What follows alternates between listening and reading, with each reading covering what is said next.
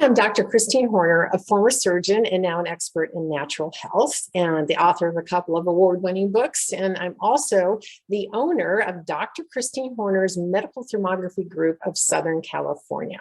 And I will also add the greater Cincinnati area because I'll be going there as well to do imaging.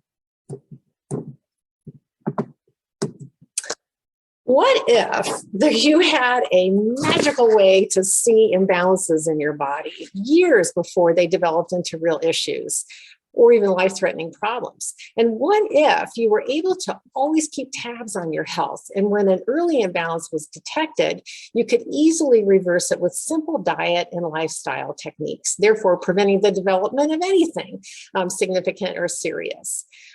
And what if that technology was affordable, non-invasive, non-contact, pain-free, FDA approved, and completely safe? Well, you're in luck because we do have that magical technology, and it's called medical thermography.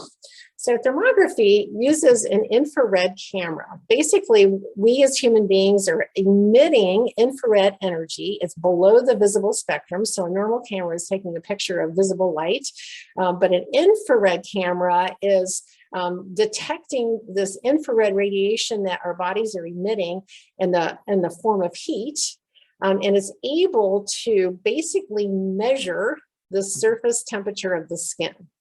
So what we then get is this geographical map of the temperature of the surface of the skin. And we can say, okay, well, why is that important, or how is that useful? Well, as it turns out, there's a sympathetic nervous system response. So the sympathetic nervous system is part of the autonomic nervous system, which you might recall from high school biology, where it's beyond our conscious control. The parasympathetic is relaxation, sympathetic is the fight or flight. So it involves a sympathetic nervous system response to the skin when there's underlying issues in the body, just even minor imbalances, and dysfunctions, diseases, infections, injuries, and so forth. So that means that we're able to use thermography, or the mapping of the temperatures of the surface of your skin, to give us an indication of what's going on with your health. Now, the camera's small, and again, we're picking up the infrared or heat patterns. It gets converted into a visual pattern on the computer screen using the software program. And then as an interpreter, so I'm a trained interpreter for thermography as well, then we use the guidelines that have been established over many, many decades, and to determine what patterns are considered significant or not. And mostly it's involving doing temperature measurements. So we're looking at absolute temperature measurements, and then also checking for symmetry. The human body is extremely symmetrical, and whenever we have some subtle temperature differences between the two sides, that's something that's going to alert us to the possibility of something going on that needs some further investigation. Thermography is a physiological test. Now, this is very confusing for people because you look at this image and you think, oh, I'm looking at a human male, the anatomy of it. But in fact, it is physiology. So it's very, very different. It is showing us metabolic or physiological changes in the body. And this is an example where there was a thermographer who took a picture of himself and then started drinking all sorts of different kinds of alcohol excessively, and took a picture of himself the next day. And that's what we see. So that's an indication of a huge amount of inflammation in the body. Those are called mottling patterns. And we'll talk about those a little bit more as we go on here. But again, physiological metabolic changes that we see. Now, all the other tests that we have available for imaging the body are anatomical tests, not physiological tests, anatomical tests. So these are taking cross sections of the human body. So this is an ultrasound, that's an MRI, this is CAT scan, and this is a mammogram. Now, when we're looking at the cross section, each of these tests will only show us something once you have a structural change. So for instance, right here, the little arrow's pointing out probably a little tumor there in the liver. And here on mammography, we see the little spot, right there. Again, only picking up once we have a structural change in the body. Thermography, on the other hand, can pick up imbalances years before you actually have a structural change. And this conceptually is something that has been very present in traditional systems of medicine, such as Ayurveda, which I'm trained in, as well as traditional Chinese medicine. And what they include is a place to diagnose or to be able to evaluate your physiology using pulse diagnosis. Now, this is completely different than the way Western medicine uses pulse, where we're just checking to see how many beats per minute that your heart is beating at. But what we're getting when we're doing pulse diagnosis in the systems of traditional Chinese medicine and Ayurveda is very much kind of a quantum physics, concept where every cell that we have in our body is actually emitting a vibration. As the blood flows through our body, it's in contact with every cell in our body and is picking up the vibrations from the cells and the tissues in the body. And believe it or not, you can actually feel that in the pulse, and you can get a tremendous amount of information about what's going on with various different systems in your body. Now, the whole idea in Ayurveda and traditional Chinese medicine is to keep you healthy and to be able to pick up when you have early stage imbalances, which are easily reversible, again, with diet, lifestyle, and nutritional supplements and herbs. So in Ayurveda, there's recognized 6 stages of disease, and it isn't until the 5th stage, so really late, that there are actual structural changes in the body that can be detected by Western medical tests. So all of these stages before that are stages of imbalances that cannot be picked up by normal testing. They can be picked up by pulse diagnosis, and we're actually able to pick those up visually with thermography. So that's the beautiful thing about thermography, I think, is that we can use it truly as a preventative tool. Now, there's a lot of different conditions that will cause a thermal pattern. And because we're measuring the surface temperature of the skin, anything that's close to the skin is easily seen because it's going to change the skin temperature quite easily. Once we get deeper in the body, then it's a little bit more difficult. And when we have really deep structures like the uterus and ovaries and prostate and so forth, then they don't really transmit any signals because they're too deep. We can sometimes see deeper structures because of the sympathetic nervous system response to the skin, but they appear a little bit more vague, like over the abdomen. So here's a list of just some, and it's a partial list. There's a lot more that we can see, but just kind of a partial list about various different things that we can see with thermography. Unexplained pain and inflammation. That's really important for us because there will be people that present with issues of pain and we can't find anything with the Western medicine testing, but we will be able to kind of pinpoint where that is with thermography. Dental and sinus issues, TMJ, thyroid functional issues. So we can see hyperthyroid, hypothyroid. There's a couple different spots where we can do an evaluation about how your immune system is functioning. And we'll talk about that later. I'll show you. Chiropractors like using thermography because it's really beneficial for them to be able to see what's going on with the soft tissues and the neck and spine problems. Really great for doing a kind of breast health assessment and a breast risk assessment. Lymphatic congestion, which is something that we can't really see. You can feel it a little bit with a lymphatic massage therapist can feel it, but it's a way to visualize when the body has lymphatic congestion. And as I said, we're able to see some vague patterns that are associated with deeper structures in the abdomen, like the liver, stomach, pancreas, spleen, and intestines. Digestive issues and leaky gut will have some very specific patterns that we'll see, hormonal imbalances, and then we can use it for injury assessment and monitoring, as well as musculoskeletal issues. Now, we're going to go through some of the images here so you can see exactly what thermography is showing. Here's a normal head and neck, and we're seeing this really cool pattern over the cheeks. That's completely normal. The nose is so cold, it's black, which is that ambient color to the air, which is the coolest. The hottest temperature is the white hot right there. And so these are the normal patterns that we expect to see. Now we're going to compare whatever image that we're seeing to what we know is normal. And we'll find there's Right here, we see these vertical patterns here on the forehead that corresponds with the frontal sinuses. Then we also see some heat patterns that are underneath the eyes. Now, this is another interesting thing about thermography because it's a physiological test, not an anatomical test. Oftentimes, what the area that we're seeing the temperature difference is not right overlying what is causing that. It might be displaced just a little bit. And this is true for the maxillary sinuses. So in the maxillary sinuses are encased in bone in the cheeks. And so you don't really see them transmitting any kind of temperature variation, but it will show up under the eyes. So whenever we have heat patterns under the eyes, that's an indication that there's some inflammation in the maxillary sinuses. And then we've got some inflammation on either side of the mouth. Now, normally what I tell people when we find this is that you don't need to make a special appointment with your dentist, but next time you go to get your teeth cleaned, just say, hey, I had thermography done. It showed I had some inflammation on either side. Could you take a look and see if there's anything going on that we need to do something about? On the lateral view, the external ear is super cold like that. We expect that.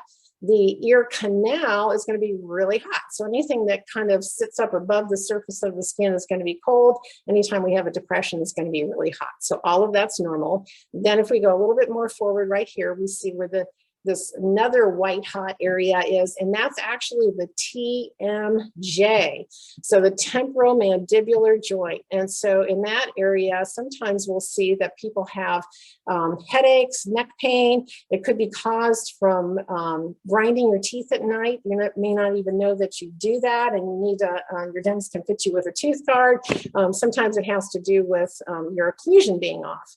Right here is the mastoid process, which is right behind where the earlobe is, and that's where all sorts of muscles that we use for chewing insert there. And so when we see inflammation in that location, then sometimes people can have no symptoms. Other times they might have symptoms of headaches, neck pain again, and even some symptoms that are involved with the ear.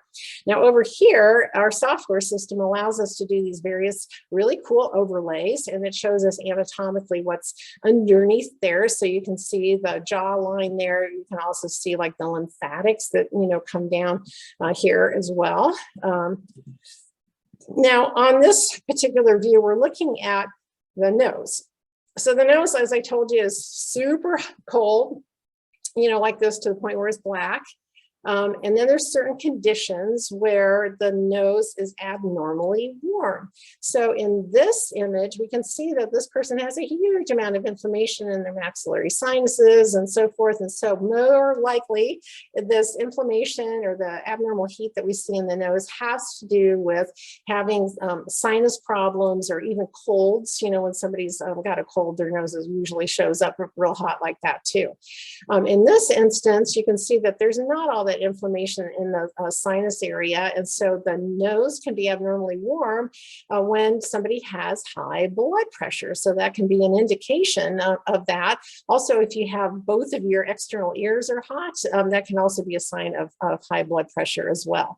Now, the other thing I want to point out right here in this image is this little heat pattern right there on the lower jaw. And that actually corresponded to a person having a root canal there with an infection under their root canal. And they didn't know that they had that, and it didn't show up on x-ray with the dentist, but they got, treatment for that. So again, another great thing that thermography can pick up. When we're looking at the, we call it the thyroid view, we actually shouldn't see much of any patterns there at all. In this view, this person has got a huge amount of inflammation in their sinuses. Whenever we have anything around the mouth and area, it's going to drain down through the lymphatic. So that's what we're seeing, right here. Not really any patterns that we see over the thyroid, which is the thing that we shouldn't see that. But in this view, we have that overlay on there too, so you can see kind of the major blood vessels. But the thyroid has got this huge blue spot, over it, so it's super cold. So usually that's an indication that somebody may be hypothyroid.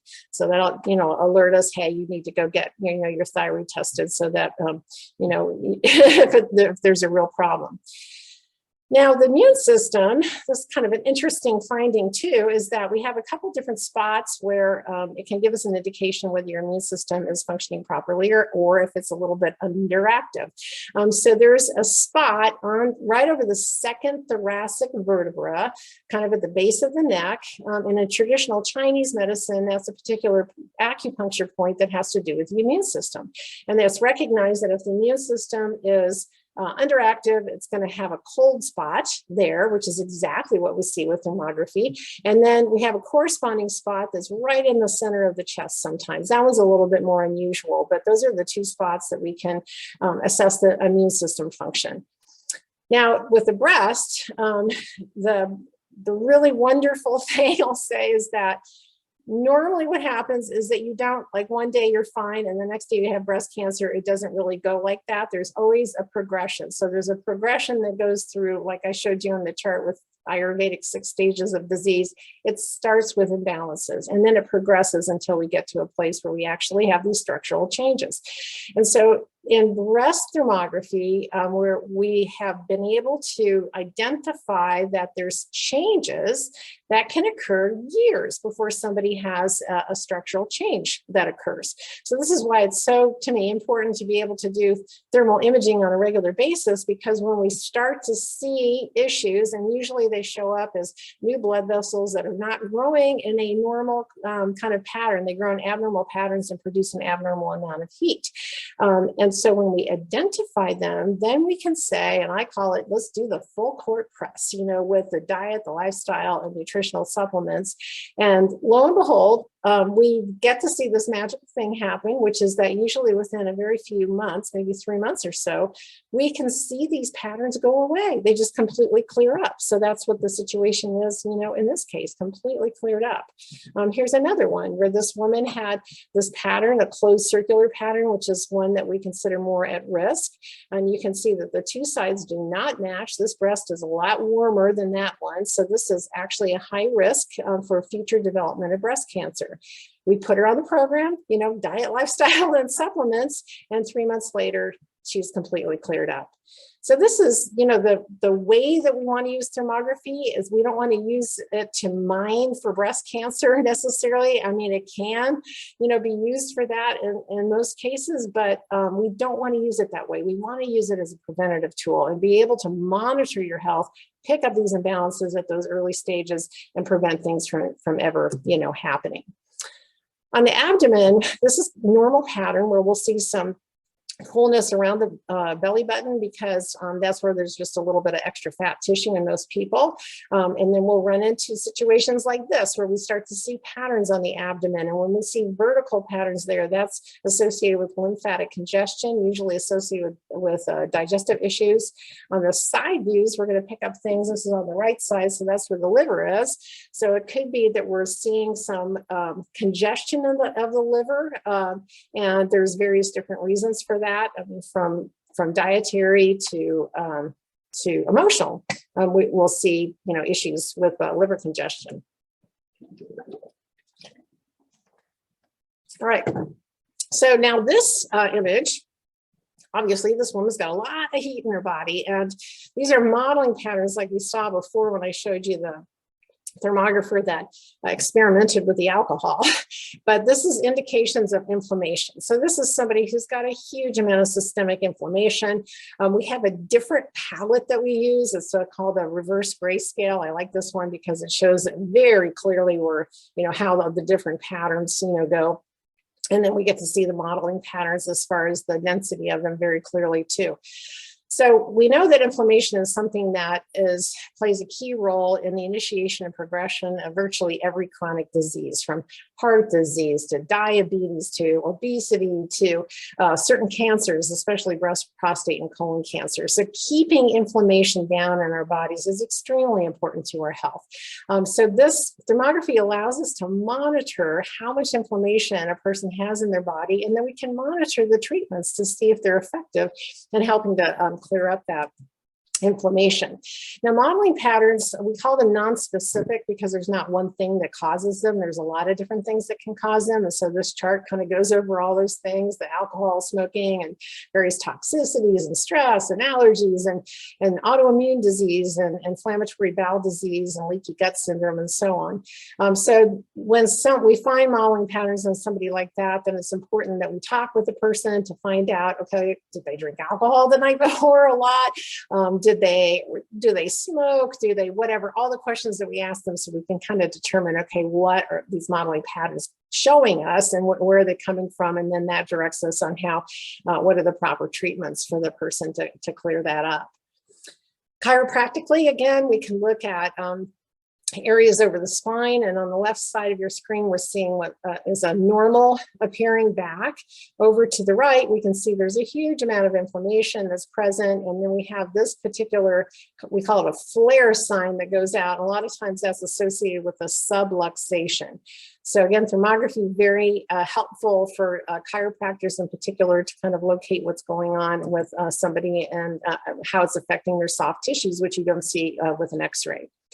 On the feet, this is a normal foot pattern. We expect it to be colder, colder, colder until we get out to the toes are so cold that you can't really see them oftentimes.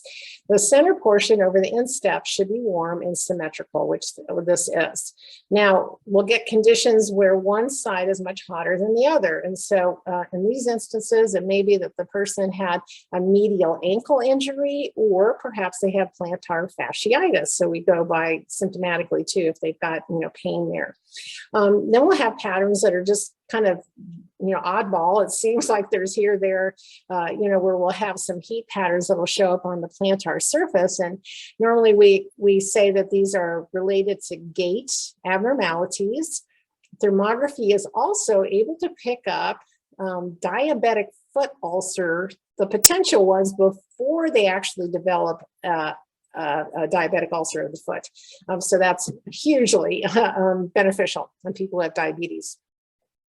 Now in the hands, this is a normal appearing hand. Again, like the foot, it gets colder, colder as we go out to the fingertips. Lots of times we get heat patterns at the base of the thumb just from use, because whenever we're using something, the blood flow is going to increase in that area, and that increases heat. When we have it asymmetrical like this one, then that might indicate that a location where someone's getting arthritis, there. Now, then there's all sorts of different conditions where we start to see the hands being abnormally hot. In this pattern, the one on the far right here, this is where the whole hand is really hot. That is, we call that a glove pattern. And normally when we see that, that's associated with having an elevated blood glucose. So either pre-diabetic or diabetic. And again, you may not even know it, but that's a very common appearance that we see when blood glucose levels are high. When the fingernails are abnormally hot, so they'll be red hot to white hot, that's an indication of high blood pressure again. Now on the palms of the hands, when we have heat patterns that are present like this, it could be a sign of carpal tunnel syndrome there. And then for the legs, we can see all sorts of issues that may occur with the joints. Sometimes one knee is a lot hotter than the other one. And then we can see varicose vein patterns and various different neuromuscular issues. In fact, it's kind of the preferred test to determine when somebody has some significant neurological issue going on, such as complex regional pain syndrome is an example. So the best use of thermography is to use it to monitor the dynamic changes in your general health. And we use it as a health discovery tool. So we can do this initial assessment and then do follow-up to identify any of those early changes so that we can jump on them. We can also use it for risk assessment, especially when it's related to the breasts. And truly the golden standard, I think, here for thermography is to use it as much as we can as a preventative tool. And then we can also use it to monitor the effects of treatments. For instance, if somebody had all that inflammation, we put them on an anti-inflammatory diet, they're not getting any better, then we get to reevaluate it to see, okay, what else do we need to do for you to make sure that that's getting improved? And I always recommend that we do multiple areas of the body when we have your initial scan, so either a half body or a full body, because it gives us much more information about your overall health versus just doing the breast, which gives us limited information. Now, normally we recommend that you would do a half body or full body once a year.